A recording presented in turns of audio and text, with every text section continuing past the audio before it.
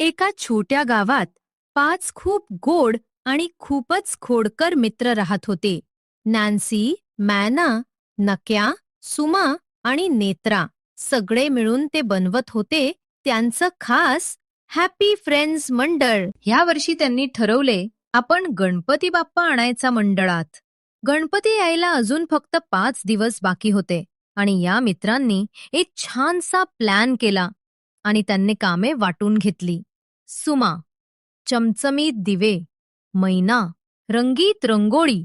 Nancy, मातीची छोटी मूर्ती. नेत्रा, सुंदर पोस्टर.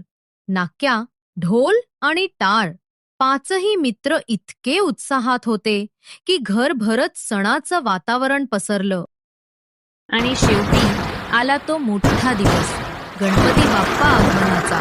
सगळी गल्ली हादरत होती ढोल ताशांनी आणि मित्र ओरडत होते, गणपती बाप्पा मोरया.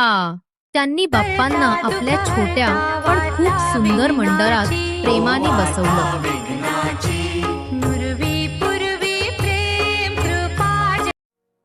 शेवटी आला 10वा दिवस. मित्र थोडे शांत झाले. नॅन्सी म्हणाली, बाप्पा आता निघाले आपल्याला सोडून. नक्क्या थोडं हसून म्हणाला, हो, पण बाप्पा कधीच जात नाहीत.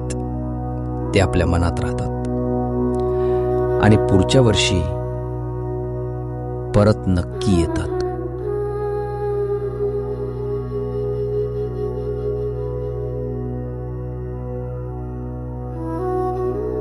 सगळ्या मित्रांनी हात जोडले आणि म्हणाले, गणपती बाप्पा मोरया.